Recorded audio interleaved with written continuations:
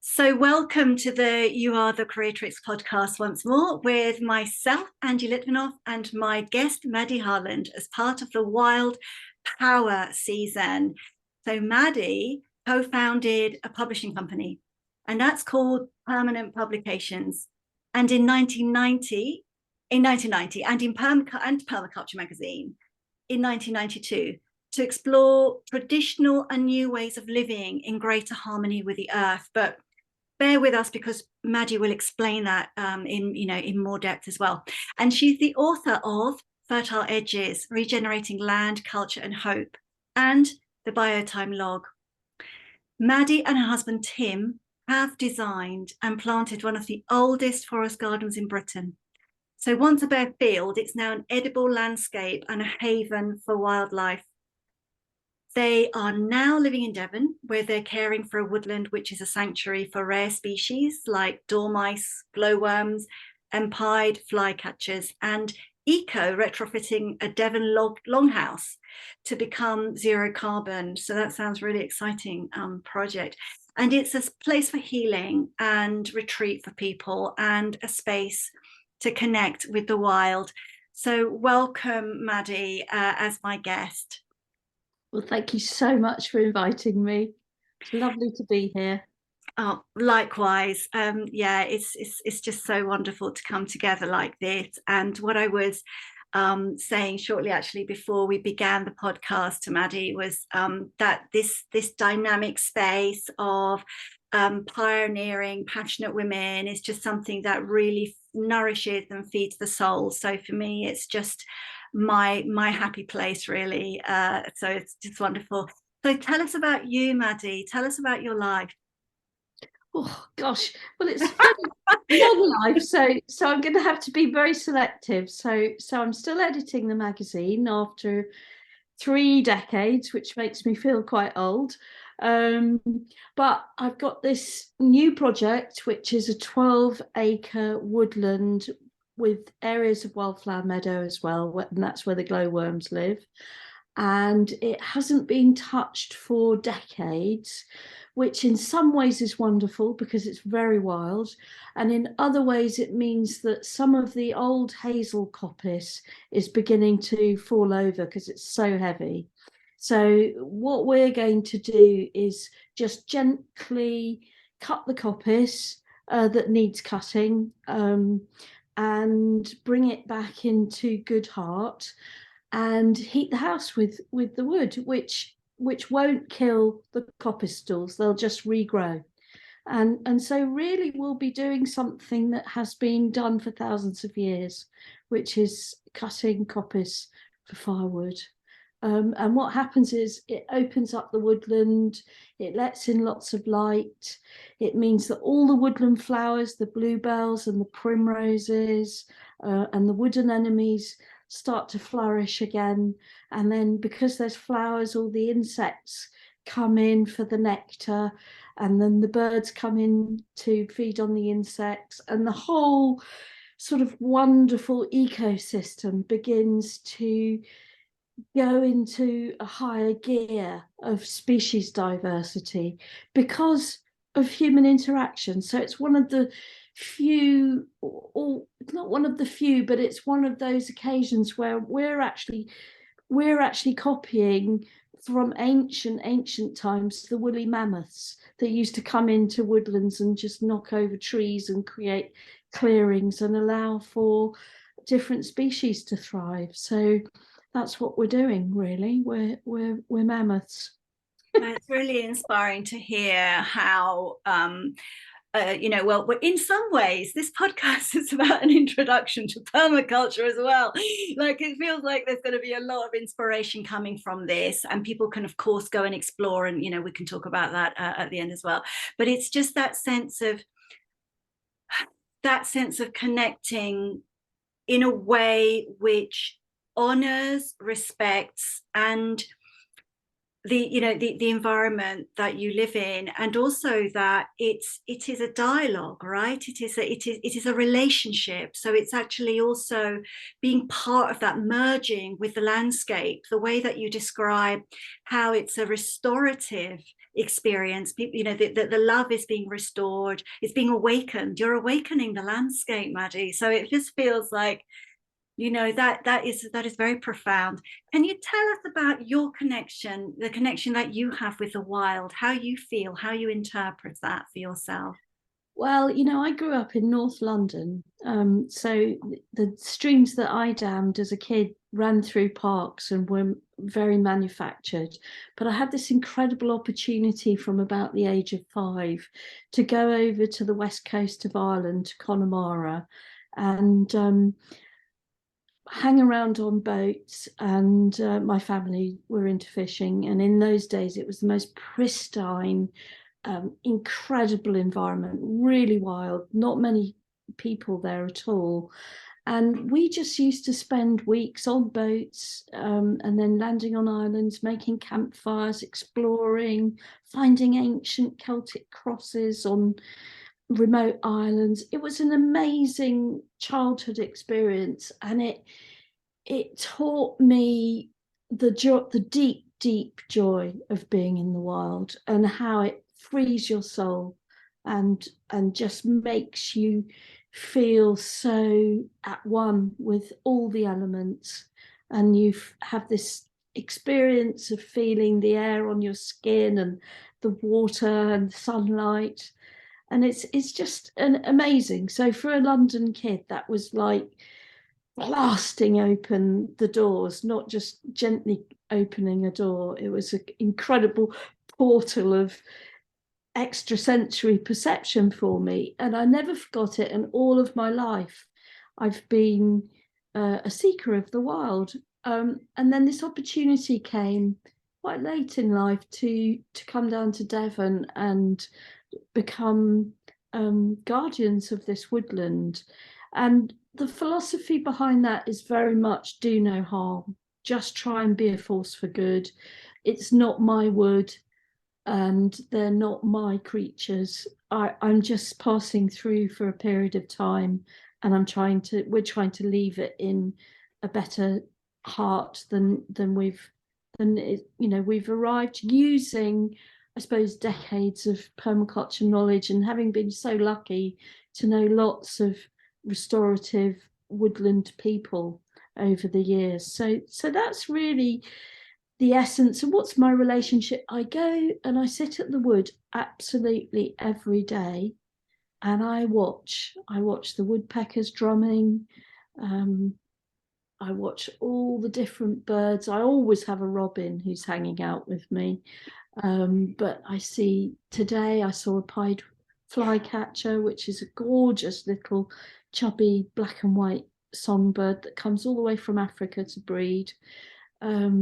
And goldcrests who live right at the top of the canopy. So really deeply privileged. And I suppose in my heart, I'm saying, how can I look after you better? How can I love you more? How can I make this place a sanctuary for you? Because we've got plummeting biodiversity in this country. We've got the worst record in Europe for destruction of species. And I felt I'd used a lot of paper in my career as a publisher, and really what I needed to do was to go somewhere and expand the work of the forest garden that we planted many years ago, and do something on a larger scale to restore and regenerate. Wonderful. So I feel very lucky to have been introduced to permaculture by my mother, who is a permaculture garden designer, Cecilia. And yes. yeah, and so it's kind of been something like she's passed on this enthusiasm, and she's also, of course, taught, permaculture as well. It's passed on this enthusiasm, and I get very kind of like, connect. I feel like that connections. I get very excited by just seeing what people are doing, and how it's spreading, and how people are having greater access to it.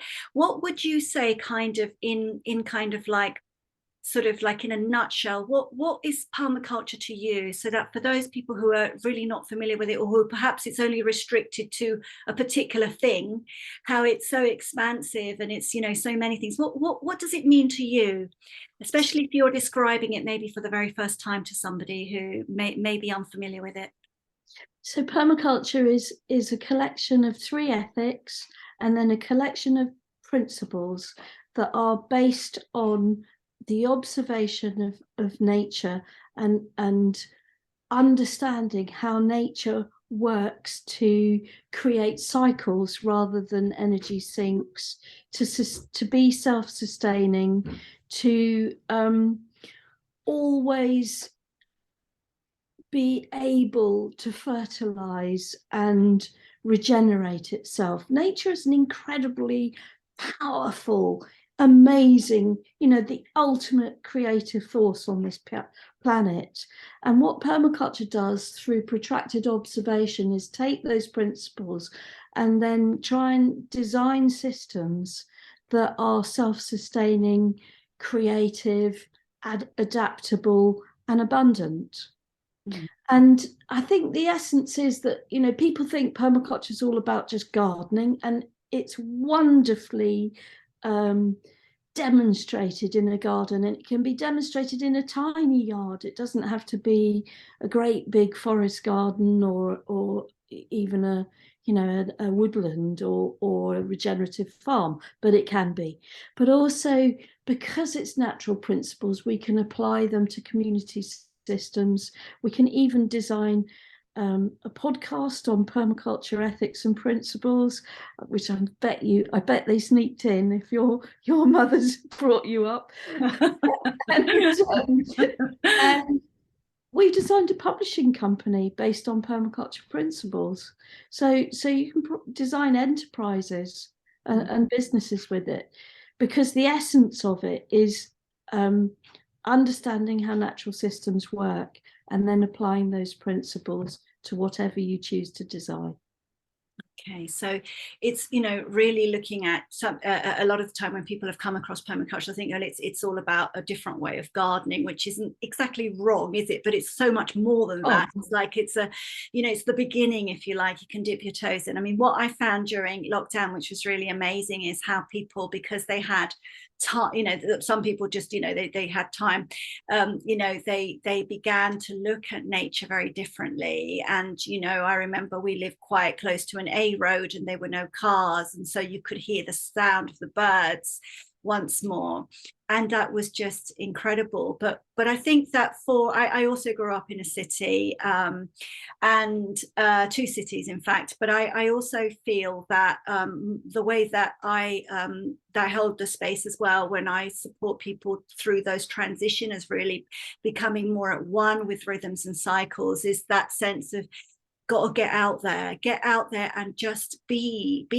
Sometimes it's really weird, actually, because, well, it's weird to me, but it's not really weird. I think it's quite normal for people to feel a bit intimidated at the idea of maybe going to a wood and sitting on a log. And it's like, well, start somewhere and just sit. And I can understand it to an extent, because the difference, there's so much difference. But well, I remember a couple of years ago, in fact, I did a ceremony, one-to-one ceremony with somebody, and I was, you know, we were working with the idea of, right, we're going into the woods and we're sitting and we're just going to see what comes up.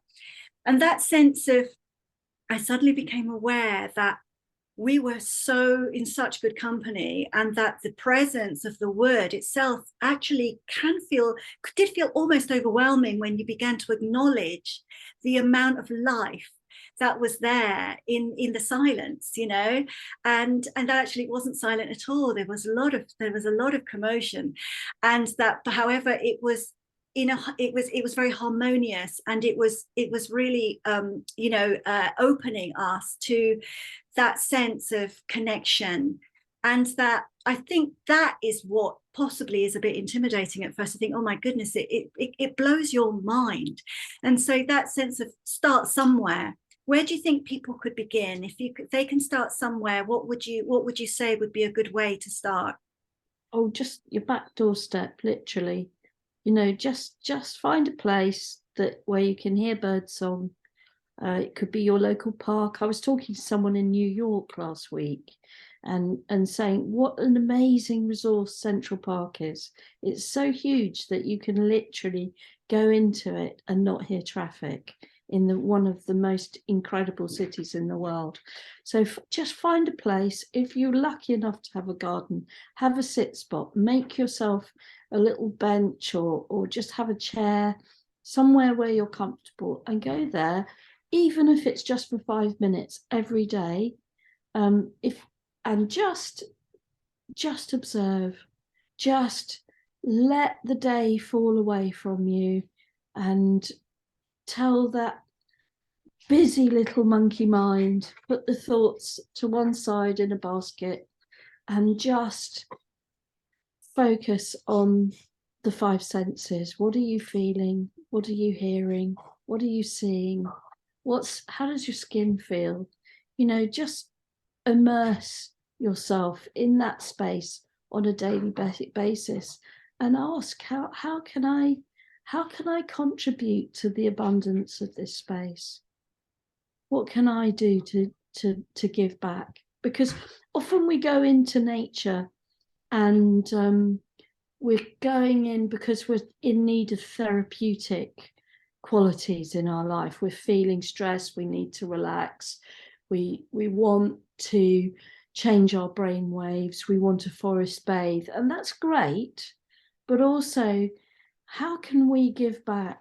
So permaculture talks about caring for the earth, and then there is this aspect that the earth cares for us, of course, our mother, our ultimate mother. This is our home, this is what sustains and supports us. But how can we somehow give back to this Mother Earth in modest ways? I'm not suggesting we're all going to become incredible world-changing activists, but we might, we just might. And that might be because we connect with nature, we connect with our tribe, and we feel the power of transformation of that connection, because it's very, very deep. When you describe your first experiences as a child, it really makes me think of actually something a bit unrelated, but it was that when I got my kids used to go into the library, because it was like, well, actually, this is your space to claim. This is like, feel comfortable in this place so that you can always return there and feel confident. And I think that becoming familiar, like, that even if it's a different place, but that you are surrounded by nature, it's like, well, I kind of have been here before, so it's okay for me to be here. And not only is it okay, it's like it's essential, and so it's that sense of like sort of claiming not bits of land as in physically claiming bits of land for ourselves. I don't mean that. I mean sort of claiming a right to engage with that aspect of life, that or creation, in shamanism it would be called that. So how does your soul and passion relate to your life and work? Ooh. Well, I mean, I think you've probably heard that my passion is for the wild and the sentience of the wild, that this is an animate earth, and it's incredibly abundant and beautiful and full of amazing species, and intelligent life as well. We tend to be brought up to think that we're the top of the tree and we're the intelligent ones, but there is incredible intelligence in nature. It's collectively far more intelligent than us. It can sustain itself, we can't. We're intent on destruction. Nature is intent on regeneration and creation. So we have a lot to learn. So I guess my soul is the witness, ultimately, the unchanging witness that sits behind my eyes. And what happens with nature is that when we get to that space where we can just sit and deeply connect with the sentience of all things, we realize our deep interconnection with life itself. And that is very transformative and deeply empowering and very nurturing. So I think my life really, in essence, with all the, we've published over 100 books, and I'm just working on my 117th edition of Permaculture magazine. And I suppose my life is about, what I want to do is I want to amplify the good work of the visionaries and also the practitioners, the people who grow stuff and test stuff out and then share that information all over the world. It's so positive and it's so different from the sort of negativity of that destructive consumer culture, which is rabid and never satisfied, always hungry. There's a sense of stillness and completion in this life, and I want to do whatever I can to help open doors for other people, if I can. Or actually, I can't open any doors for anyone, but what I can do is encourage people to open their own doors. Okay, and I know you do. So that's very heartfelt, Maddy. So wonderful, and I will go back and listen to that many times. Tell us how people can kind of follow your work or get in touch with Permaculture magazine, or where they can buy it. Tell us how they can follow you or reach your work. Oh, well, thank you for asking, Angie. So we're really easy to find. You just go to permaculture.co.uk, and that's a completely free website where there's years of articles. You'll probably click a link on a YouTube, and then you'll find our YouTube channel, which is absolutely packed with videos about permaculture from all over the world.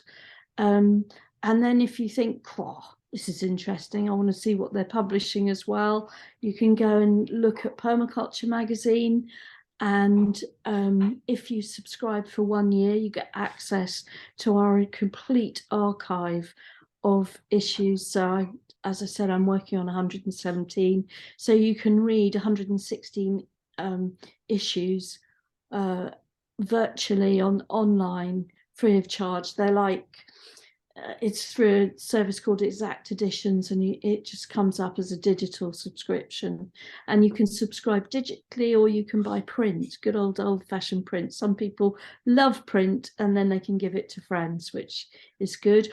Or you can walk into your local store, and quite often it's in all sorts of different shops, from Whole Food shops to, this time, quite a lot of Waitrose are stocking it, which is very cheerful.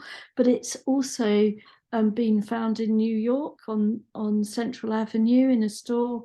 It's distributed all over the world, and our books are as well. You can go in and order anything in a local bookshop, or you can buy it direct from us. Yeah, how wonderful. And that it's the word is spreading, and the enthusiasm, and people really just getting their hands stuck in, literally, quite literally. It's really important to say, though, Angie, that some people just don't have money for books, particularly at the moment. So there's tons of free resources on permaculture.co.uk, and in our shop area there's a whole load of free downloads as well, free ebooks, as well as YouTubes. Fantastic. Well, thank you so much for coming on the You Are the Creatrix podcast for this season, and really great to connect, Maddy. Thank you so much. Thank you so much for the invitation. It's been lovely to meet you.